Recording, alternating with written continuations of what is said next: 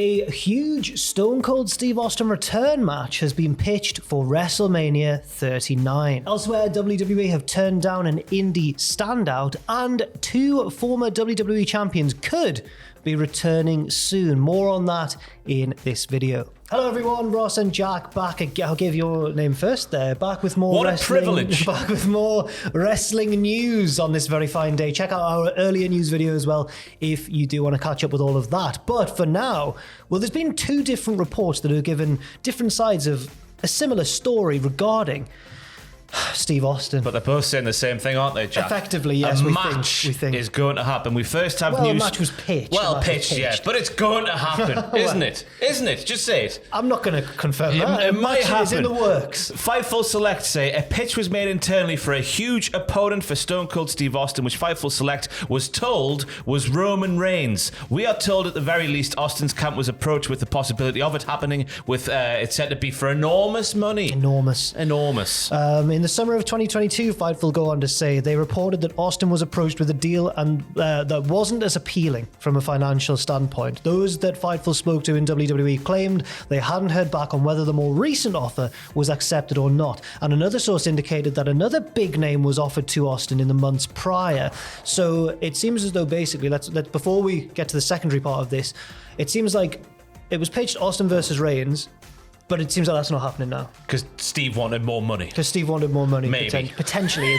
It's hard to work out what's going on here. But this other pitch, we might have an identity as to who they're referring to there, because Dave Meltzer's given a report as well. Yeah, he's been speaking on Wrestling Observer Radio. He says it's been talked about probably for months. The match is not on, and it looks like it's going to be Lesnar with Lashley based on Raw. So what Meltzer's saying there is basically the Lesnar return on Raw last night has set up what looks to be Lesnar versus Lashley, which seems to have nixed this other potential Austin match, which was Austin versus Lesnar. That's what Alvarez said to Meltzer there on that clip. He went, Dave, Austin versus Lesnar, and Dave went, it's been talked about for months. It's been talked about for months. But now Dave's saying it's going to be Lesnar versus Lashley, not Austin versus Lesnar. Classic Meltzer. My plans have question changed. So Austin versus Reigns was apparently pitched to Austin.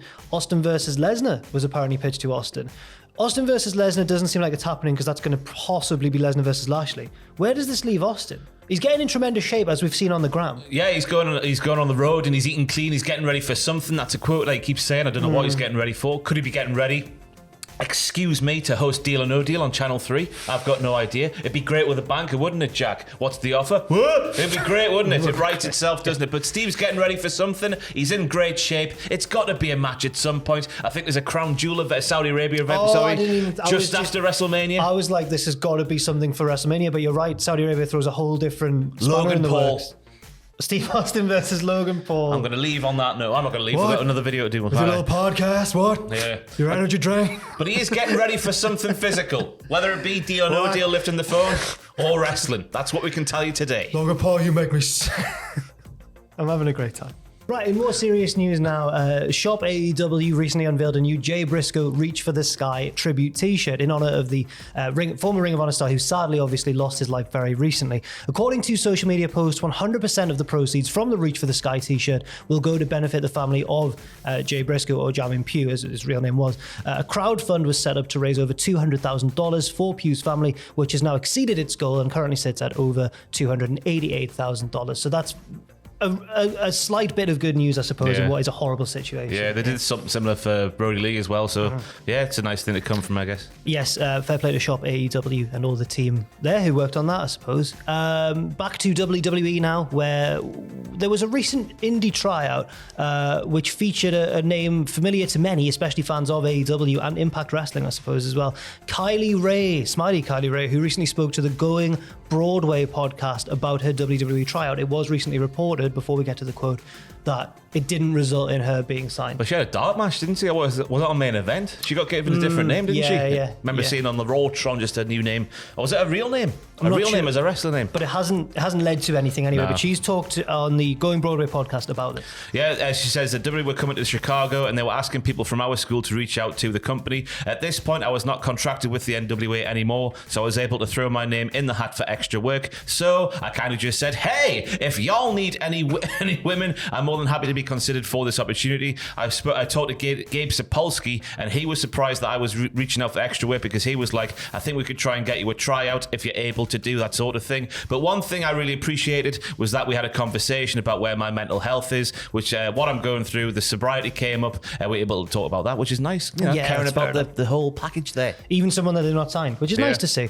She also said that WWE were impressed with her, but ultimately she was told no. She said, as far as something long-term at this point, I got the not right now deal, which is okay, because if it's meant to be, it'll happen, and if it was meant to be, it would have happened, kind of thing. They're having me still come back for extra work. I was just there this past Friday and the Friday before, which might be what you were alluding to there. But from what it felt like, I can't speak on their behalf because I don't know, but from what it felt like after the match, and maybe I'm naive, they seem very happy about it. But you look at the list of the names that had multiple tryouts and then got signed and then went out to do some things. You just see, they clearly see something, but there's just not room at the moment. That's fair enough. Elsewhere, Rhea Ripley was speaking to Sportskeeda about the possibility of following in the footsteps of wrestlers such as Chyna, Beth Phoenix, and Karma, and entering the men's Royal Rumble match. Big ups to your mammy. She watches, apparently. Big ups to your mammy. Oh, no. Aye, big ups to your mammy. I hate when I hear that wrestlers watch. It makes me so embarrassed. She said, though, about the Royal Rumble match, I would love to enter the men's Royal Rumble. It will be a lot of fun, and it's a history-making thing. Trying to fill the shoes of someone like Beth Phoenix and help the women's evolution. I think I would love to step into the men's Royal Rumble, and I say go for it. I think she might have her hands full winning the women's Royal Rumble, possibly. She's got to be the favourite. She's my favourite as well, She's your favourite? Either her or Raquel. One of those two, I reckon, are the two obvious names to pick. Oh, Raquel. She's been built up as the Terminator on SmackDown. And she's the hometown hero, as we learned on Texas, last week's SmackDown. Yeah. That town of Texas, I don't know why I've said that. She's but the hometown hero at the Alamo. She is. Yes, but it's got to be... I'm going to agree with you. I think it's got to be Rhea, surely. And finally, could two former champions in WWE be returning soon? Fightful Select are saying that WWE are potentially interested in the Authors of Pain, Akam and Razor. What about the Wrestling Entertainment Series? Oh, yeah.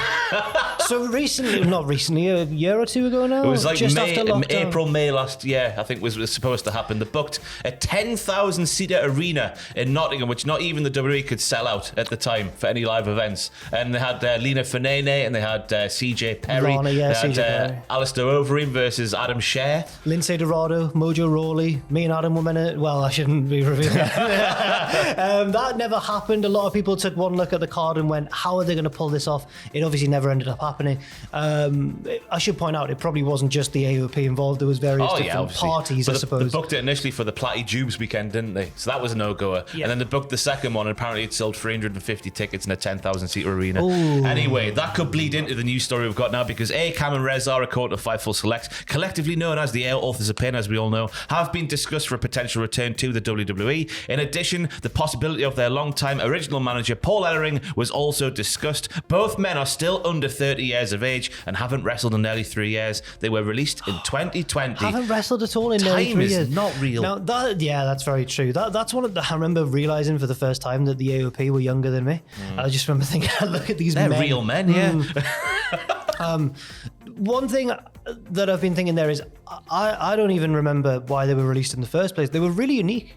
I remember they got promoted to the main roster, didn't they? And they were doing stuff with Kevin Owens, I seem to remember, at the start of 2020. Drake Maverick. Yeah, and then they just sort of... That was it. Yeah, and I know they had issues with injuries, didn't they, both of them? So they were off and on at similar times and everything. So it was a shame. I think they got quite unlucky, but they were one or two of those names that I was genuinely really surprised when they got let go, because they brought something to the tag division that we don't really see. And we still don't see it today. They're just two massive men blokes, with really long arms. That's what took me back by the Authors of Pain. I don't know if it would have worked as well on the main roster. Well, it didn't yet. They didn't build up enough momentum really because of injuries and stuff. But on NXT against those little indie lads, chucking them dressed as Teenage Mutant Ninja Turtles. Well, for they their were entrance. like combat gear. Oh yes, the helmet things. Oh, yeah, that was like Ninja Turtles. Unreal. And Ellering had one as well, didn't he? Oh. Roddy Strong was part of them for a bit. Great times. That was weird, yeah. On that happy note, thank you very much for watching this news video. Leave your thoughts and opinions in the comment section down below. And as I mentioned at the start of the video, we have done another news video earlier on today on this very channel as well. Look out for all the Royal Rumble content. It's the Royal Rumble this weekend. Aye. This Saturday. Yeah. Are you doing WTF? Yeah.